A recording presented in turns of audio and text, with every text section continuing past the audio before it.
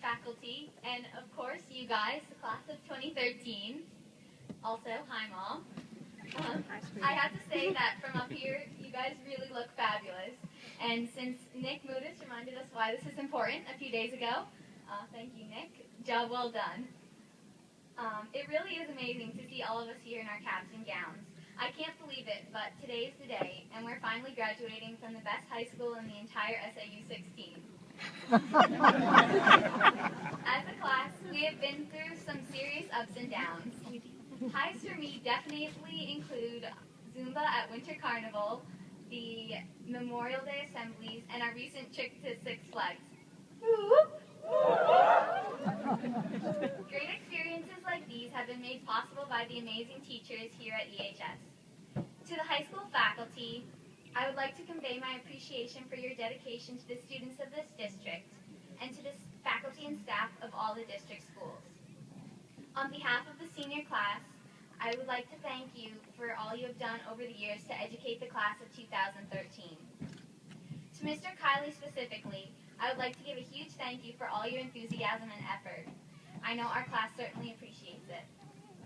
Like all classes, we have also endured the typical high school low points: kneecap testing, pre-calculus portfolios, and that dreaded line of morning traffic. However, we have also faced some serious challenges that most high schoolers do not have to go through.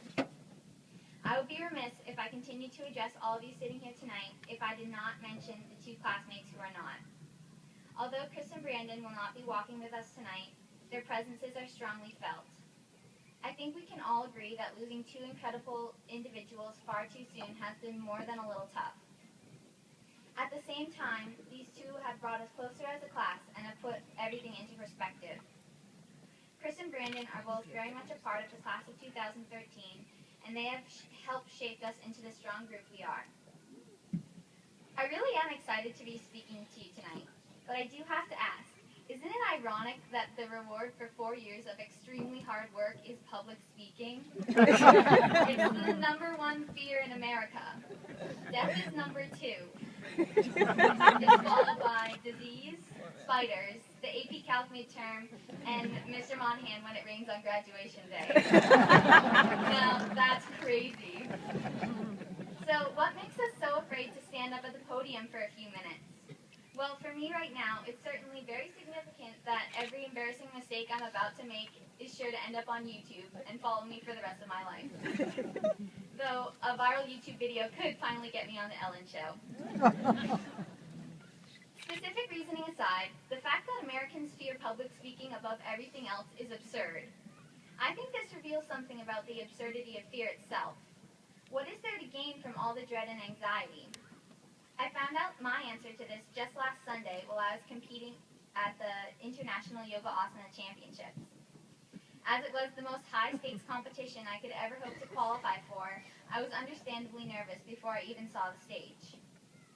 Then, as I was stretching out in the warm-up room, a black and white swirl of matching tracksuits caught my eye and announced the arrival of Team India. I told myself, whatever you do, don't look. And I tried to bury my face in a hamstring stretch, but it was wasted effort because I couldn't look away. Seeing one girl's spine folded literally in half and another's leg pulled impossibly behind her head, I was totally psyched out. I couldn't stop my legs from shaking, and nervously practicing my routine, I couldn't find the strength or concentration to complete a single posture successfully. And I was still drooling over the other competitors when someone pulled me into the wings and told me I would be next. Before I knew it, I was up on stage facing 9 solemn judges. As I performed my customary bow to them, a man in the audience caught my eye. Well, not the man himself, but his shirt. Electric blue, loudly proclaiming in all caps, "I am awesome." As I turned to start my first posture, I thought to myself, hey, that guy is awesome. Then a few seconds later, that thought transformed into this crazy new one. I am awesome. For the remainder of my time on stage, I couldn't get these words out of my head.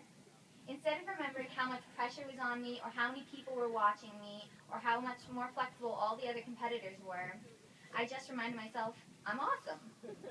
My awesomeness established, falling was no longer an option. And even when my legs started to tremble during my final posture, my new realization snapped me into focus and forced me to complete the routine song. horizontal faceplant. And yes, it was pretty awesome. I will concede that most of you will never have to worry about competing in a yoga asana championship. However, all of us, and yes, I do mean all, even though this generalization is probably making Mrs. Miskinnis nauseous, all of us will face challenges as daunting as this one throughout our time here at EHS, beyond our time here at EHS. Whether you're moving on to college, military service, or any other career, the future is bound to have many obstacles in store for you. They might be scary, but that doesn't matter. You will overcome them because you can, because you're awesome. If this were the Ellen Show, I would instruct you all to reach under your chairs right now and pull out your new empowering t-shirt that says, I am awesome. But since Ford will only give us so many test drive fundraisers, I'm just going to have to leave you with this. You're awesome. Don't forget it. Congrats, class of 2013.